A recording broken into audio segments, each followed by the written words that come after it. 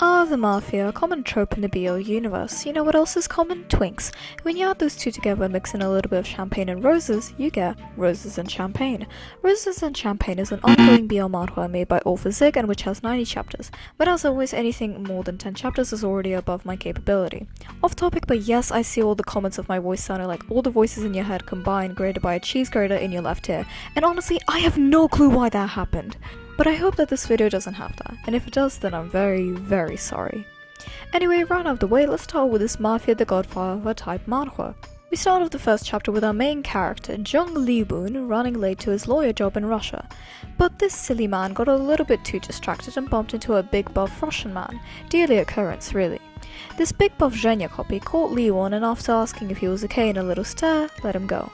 Of course, Russians don't let go that easily, and Zhenya 2.0 suggested to Lee-won that he should wear some sunglasses because snow and science and Anyway, Lee-won kindly tells him to fuck off and continues running while Zhenya 2.0 tells his colleague that he found someone interesting. I wonder if he means interesting in the sense of exploitation, human organ selling, or possibly gay sex. After his job, Lee-won goes home and goes to his room. We find out that Lee-won lives with his grandma and is tackling a tough case, one where someone else's factory might be taken away by some guy named Grigory Zdanov and might even have the mafia involved. Mafia this, mafia that, let's focus on whatever the fuck Lee-won is sleeping on. I get that he's not super rich, but for the love of God, get a duvet cover at the very least, otherwise he's really better off sleeping on the couch like a dog than sleeping like that. Someone else's POV and he's killing someone. Yay! We meet Tsar, aka Caesar Alexandrovich Sergei, and yes, that is his full legal name. He's the Russian emperor of a mafia group called Sergeyev. Anyway, his group killed some guy, but who cares about that? Look, it's a big fat rich man crying. Caesar, hot as always, tells him that he doesn't care about his whining and that he doesn't take deals that he can't be responsible for anyways. When just at that moment, the true star of the show, the true serving man, our mere lawyer Lee-won enters the room. Okay, so the translation in this chapter is unreadable, so I'm gonna try to sum it up, so bear with me here. Lee-won gives the fat rich man a bunch of documents that make him really angry, but Lee-won is a girl boss and instead introduces himself to Caesar. The two exchange business cards and Lee-won goes on his way, just in time for the rich fat man to burst from anger. Later, Lee-won meets up with his client and long story short, they find out that Caesar is part of the mafia and Lee-won goes to his personal office to do what? Well, I think we all know.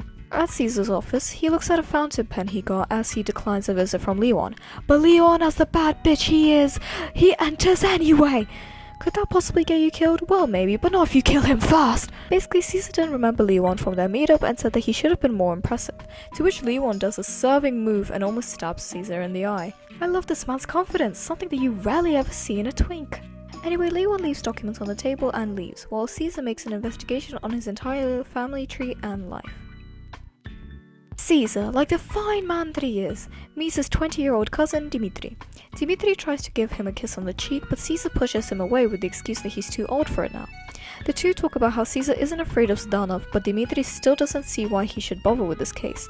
But Caesar says that to tame a tiger you need food. Cough cough, Lee-won is the tiger. He's trying to flirt with him. Before Caesar goes to absolutely rail 10 people, he says that Russia will be in his hands. A little bit idealistic, but who said it was wrong to have dreams? On Lee-won's side, he tries to uncover a secret left by his dying mother by going to an old man's house. He gets some information about a man named Suyengun Jeong. I'm so sorry if I mispronounced that, but thinks nothing of it until he sees a black envelope under his door. Following the invitation, Lee-won meets Caesar in a beautiful building and asks for answers, but instead gets to ask to see a performance. Lee-won tries to refuse, but gets dragged along anyway. After watching what he claims a masterpiece, Caesar suggested getting dinner together, to which Lee-won angrily refuses and leaves. After a night of drinking and waking up with a hangover, Lee-won's grandma and home get attacked by a bunch of hooligans, who he beats up pretty quickly. Beaten up and angry, Lee-won heads to Caesar's office. Caesar welcomes the friendly Lee-won with a cup of tea and after being casually interrogated, says that he wasn't the one who sent the hooligans. I'm just gonna say this right now because I know I won't explain this later. Zdanov, or the fat rich man, was the one who sent them, or at least I assume he did.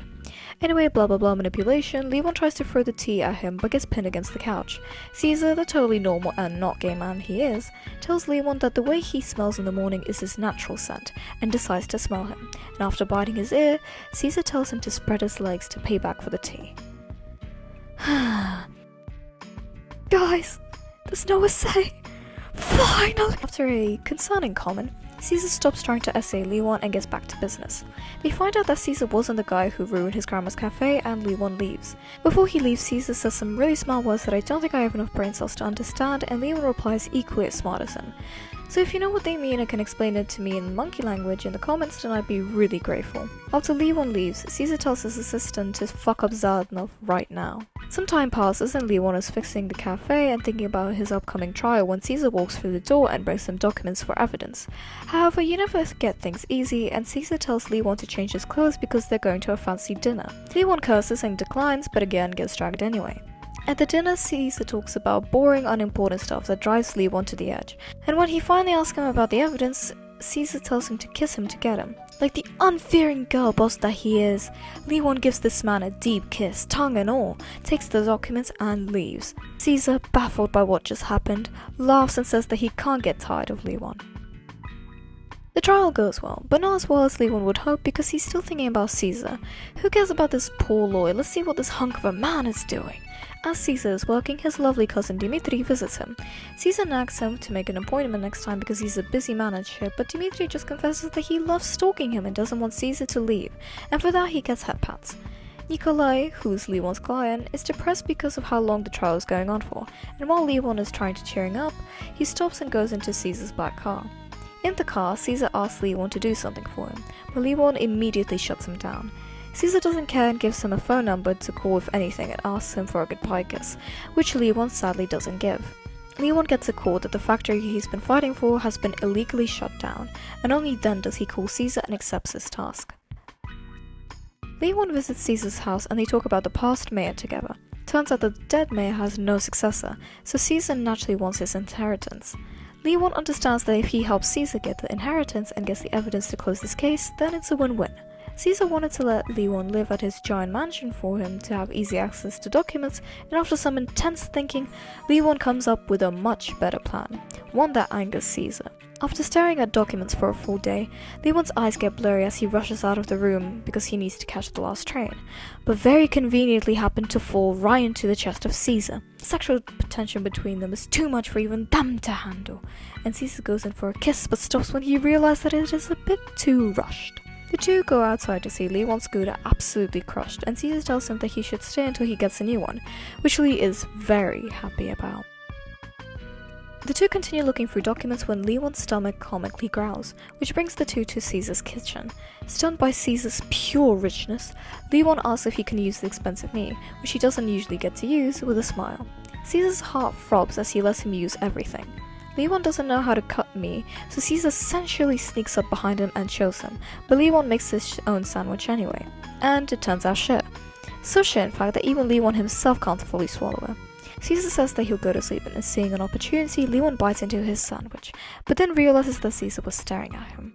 With red ears, Lee-won asks for free midnight snacks, and uh-oh, someone wants to kill Lee-won, uh-oh, sure hope that's not foreshadowing. Their morning together is spent with Caesar inviting Lee-won to the big theatre, but Lee-won declines and goes to the document room.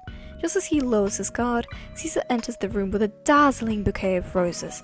Seeing Lee-won's unsatisfactory expression, Caesar just teleports to the couch and starts looking at documents together. First, Caesar makes a poem. Lee-won endures, but when Caesar tries to put a rose in Lee-won's hair, Lee-won slaps him. Surprised, Lee-won tells Caesar to hit him back and closes his eyes. Caesar, however, sees this as an invitation to kiss him and heavily bite his lips. Lee-won punches him this time, and even declines Caesar's plea for a second kiss.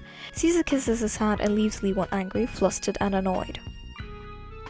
When Lee-won wakes up, he sees Caesar and jumps into the car, asking him to drop him off at a bookstore.